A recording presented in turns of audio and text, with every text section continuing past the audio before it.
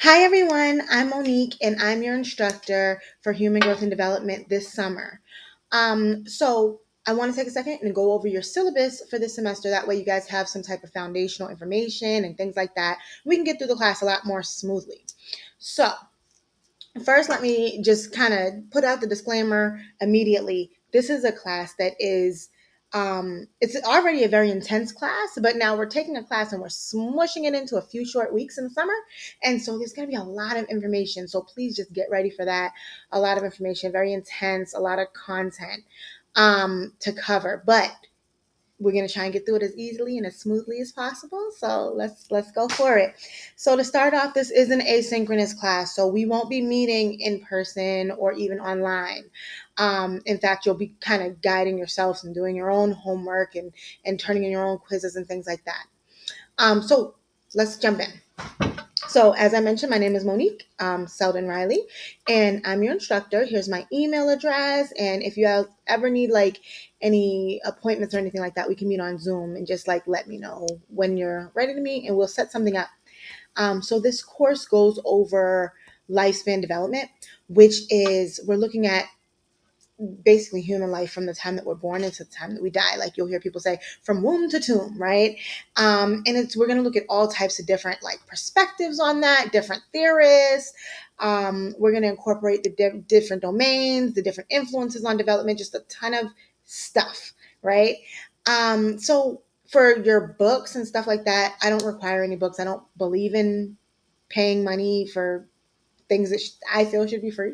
So I do, however, use slides that are provided by McGraw-Hill, who wrote, like you see that suggested text, who wrote that Experience Human Development book. So, or who, yeah. So if you guys want to get it, you guys can, but I suggest you don't. Like most people get A's in my classes without it. All right. So anyway, how do I teach? I usually will use like online lectures, journals, discussion boards, videos, quizzes, and sometimes written assignments. But in this semester, I don't think I'm doing any big papers or anything like that. But these are the things that I kind of usually do. And then when you're done with this course, you should be able to look at like different theories in lifespan. You should be able to look at different characteristics of the theories. You should be able to look at different types of, like I said, social emotional and genetic and environmental and all these types of intertwining interrelated factors associated with development.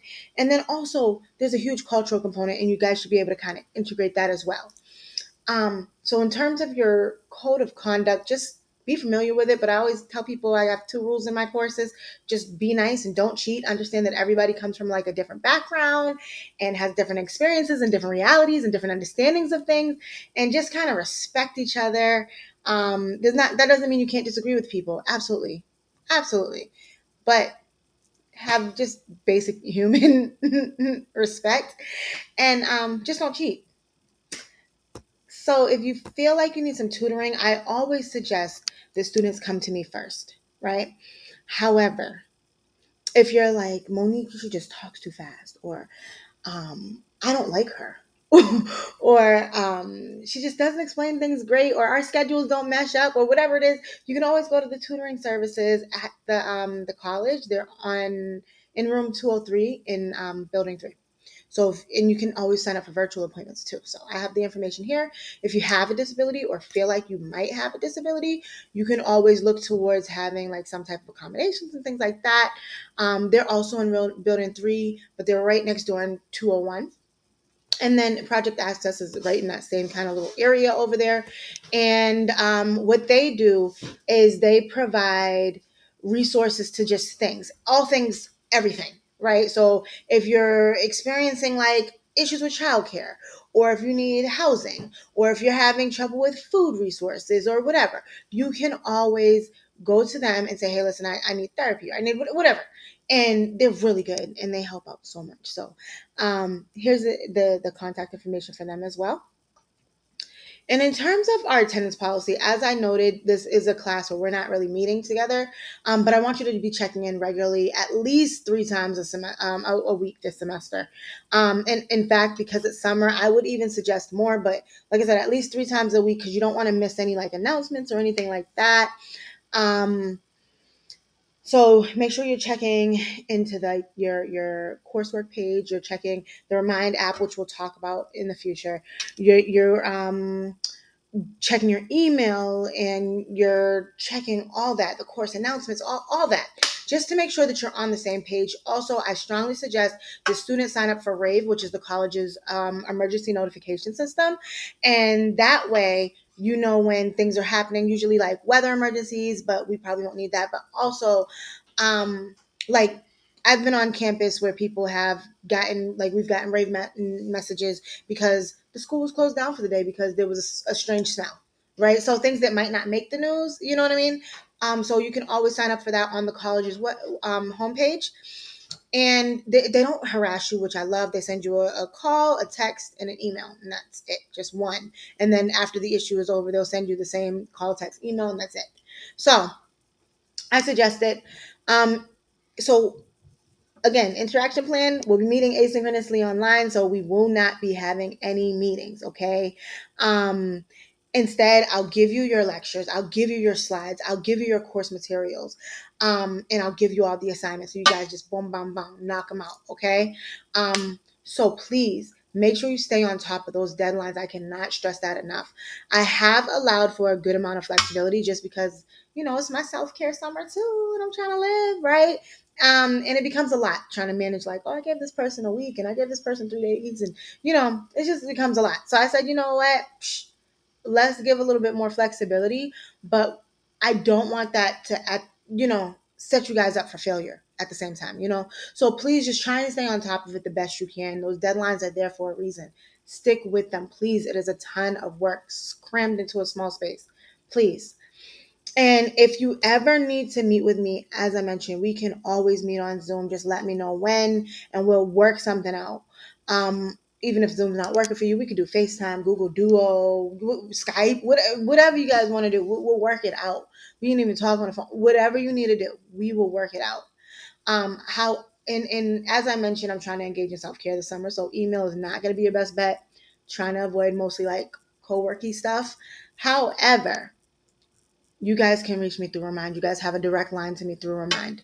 And again, as you'll see when you go into the course, Remind is like one of the first assignments. I want you guys to sign up for that app so that we can communicate, okay? And we can set things up through there, just whatever. And it also helped me to get information to you guys, and almost kind of like in a broadcasting type notification manner, where I just say, hey, listen, guys, don't forget, you got something due, right? So in terms of my turnaround time, I usually try and get things to students within a week of the due date. Sometimes it takes me a little longer, but a week is kind of, of the due date. So let's say you turn it in after it's due, you got to kind of wait on me. Sorry. And you got to let me know too, because the system doesn't automatically tell me. So you got to let me know, and then you might have to wait on me a little bit. But if you turn it in on time, it should be back to you within a week. I've also started implementing a professionalism clause in my syllabi. And the reason why is because I feel like a lot of my students aren't getting their needs met, not as a result of them not being smart enough or having enough effort, putting forth enough effort. A lot of times it's about professional etiquette. And so I have a guide in the resources section of my RCC. I also have just put a little clause here, just saying, like, just try and be as professional as possible.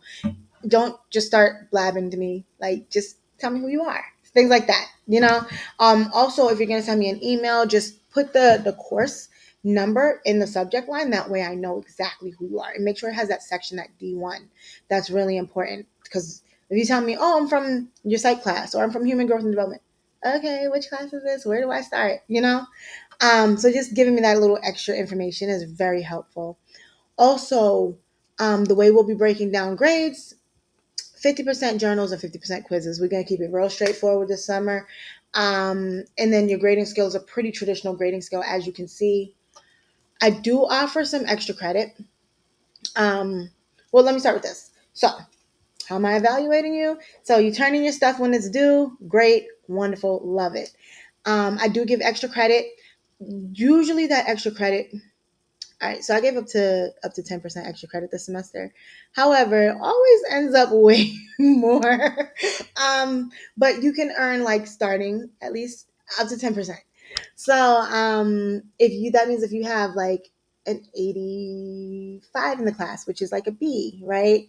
You could potentially earn through extra credit alone 10 points and get your grade up to an A, a strong A too. So yeah.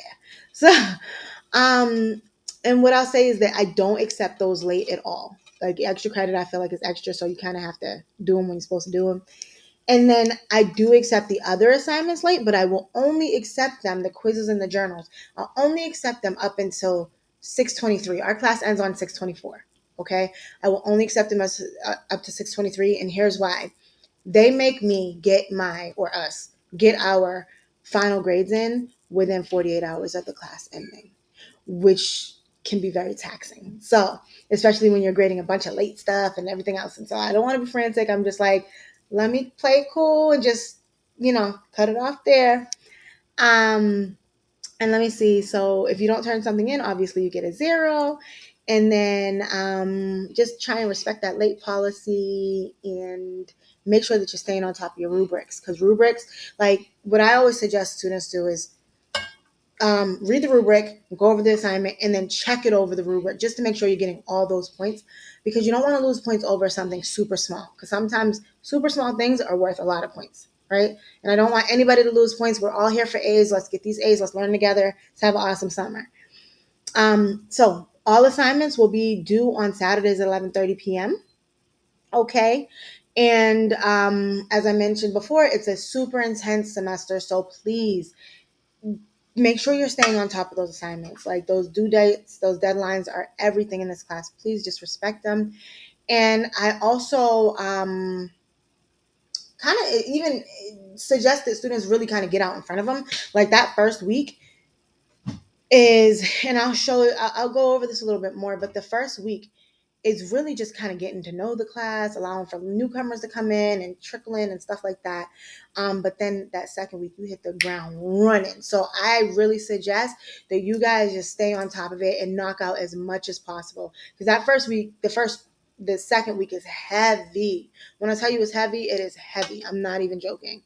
And then your other weeks aren't as heavy, but still, that second week is a beast. Please believe me. And then so also when we do have quizzes, your quizzes are multiple choice, and you have 3 attempts to turn in that quiz, like 3 attempts to try, or yeah, whatever. And then I'm going to take an average out of each of those grades. So like for those people who take the quiz once and get like an F and take screenshots of all the quiz stuff and everything else, and then they take it again and then they get 100, it's like it would still be an average. So then, that kind of adds up to somewhere in the middle, right? Or the middle. So also note that I'm completely comfortable with people going ahead of schedule. Like I already had a student reach out to me and say, I'm trying to knock out this class ASAP. I'm the same type of student, because if I don't do it, I'm going to procrastinate and it's not going to happen. So knock it out, get done with it, do what you got to do. Just keep them in order, please. And so here's my tentative teaching schedule for this semester. So you'll see like the first week we're going over like the introduction, the welcome, the syllabus, all that stuff. There's not any content during the first week, but you'll see the second week. Ooh, so much. Oh my goodness, right? But during that first week, that's when you're doing your introduction post. Introduce yourself. It's extra credit. Why not? It's 1 paragraph. Do it, right? Who are you? You did it for another class? Great. Copy and paste it, and then just change up what you need to change, right? And then there is a little quiz. It's a 10-question quiz. You have 3 attempts. Take an average of all the grades. It's extra credit. And basically on what we're talking about now. Just making sure that you understand the syllabus and how my RCC works and all the rest of that. And then there's that Remind app. I want you to just download, or not, you don't have to download. They'll ask you to download it, but you don't have to. But sign up for the text. That way, even though you're getting the same notifications and you can communicate a little easier, people in the class won't be able to have your phone number unless we sign up for that. And I don't do that unless students request it. So it's a really great way to communicate and a great way to get messages to you guys as a whole. And everybody always has their phone in their hand. So I get it. Week 2, as I mentioned, heavy, heavy, heavy. So we're going to talk about the basics of like human development, what that is, and like how it came to be, given some historical context, all that. Do a little bit of looking at research and theory on human development. And then that's when we jump into the meat and potatoes of it all, which is actual human development. So we're going to be looking at how a new life forms, like conception, right? We're also going to be going into the birthing process, infancy, toddlerhood. And then we'll jump to early childhood, which is until about, age like, 6-ish, right? And then you have like a journal to do and a quiz. And you'll see that the quiz here is 50 questions. Why is it 50 questions, Monique? Oh my goodness, that's so much. Because there are a ton of topics here, as you notice. And I also have some study guides in your resources section as well, so you guys can access those there. And then you'll see like week 3, we jump into middle childhood, adolescence, and young and early emerging and young adulthood. Then you'll do journal 2 and quiz 2 on that Saturday, because remember, journals and quizzes are due on the Saturdays. And you'll notice that quiz 2 is half of the questions. So it's only 25 questions, same setup, multiple choice, one answer per question, and you get unlimited time. Just 3 attempts, average of all, and that journal. So what I want you to do with those journals is make sure you're answering all those prompts. Don't lose points because you're not answering all the prompts, right? So I'll ask you something about middle childhood. I'll ask you something about adolescence, and I'll ask you something about emerging and young adulthood. Make sure you're answering all of that. Please don't lose points. It's not like pick your favorite question. No, it's not that.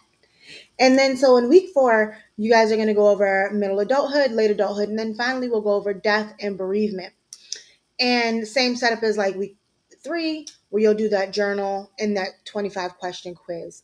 And then the last week, I really want to give to you guys for like just kind of playing catch up. And as I mentioned, the last assignment that I will accept is going to be due on 6/23, which I think is, I don't want to lie, but I think it's like a Wednesday or something, maybe Thursday. Thursday, maybe. I got nothing, y'all. But anyway, do that. And just kind of play catch up as much as you need to, get everything knocked out, turned in. Great. Let me know when it gets turned in, because if you do not let me know, I will have no idea to go in there and check it. The system does not automatically say, hey, listen, Joe turned his stuff in. Like I don't get that information, so please help me out. And then the last thing I do see is self-care. So one thing that I really encourage in my students and in myself is to engage in self-care, which is like kind of just a way to prevent burnout, like just feeling like, oh, like you're exhausted and you're just going through it and you're so super stressed and you're ready to kind of throw it all in, is by just taking a second and doing something for you. Not something for your kids, not something for your nieces and nephews, not something for your neighbor, not something for you. If that it means that you go to the aquarium and walk around, do it. If that means that you want to take a bubble bath, do it. If that means you want to blast your eardrums out with your headphones, do it. Whatever it is, please do something for you. And so I have a discussion post where I just want you to post on it and then reply to somebody else. Okay? These things that I've seen in the past, they've been really healing and inspiring and things like that. And it's necessary. Like, it's summertime. Let's enjoy it. I mean, yeah, we're taking a class together, but let's enjoy it, right? So, that's that. So if you guys have any questions about that, please let me know, okay? Because that goes over your syllabus. I also want to take a sec and jump into my RCC, just so you guys can kind of see. So let me go here for you guys. So your course is going to look a little different than what I'm showing you now. So you'll see, like, if I go to coursework right here. Oh, that's not what it looks like. Oh, it's supposed to look like this for you guys. Sorry. Okay, beautiful. So you go into coursework, and yours will look like this, and you can check off things as you do it. It's not for me to see, it's for you to see, just so you can keep track of it. You can see all your questions, all your everything, your quizzes, everything. And then there are some resources that you guys can access. So like, here's your rubric for your journal. This is what I'll be using to grade you. And here are your study guides. You see a couple study guides, and here's your slides. So you'll see all those. And all the way to death and bereavement in your last study guide. Let me see, is there anything else that you guys need to know? Oh, announcements. So I had written one already in here. So you'll see, like, here's the one I wrote to you guys earlier this week. So, yeah, so that should answer any of your questions. But as I mentioned before, if you have any questions, hit me up on Remind. If it's not an urgent question, hit me up on email. Yeah, so let's learn together. Let's have an awesome semester. I'm so excited. Yay! So happy.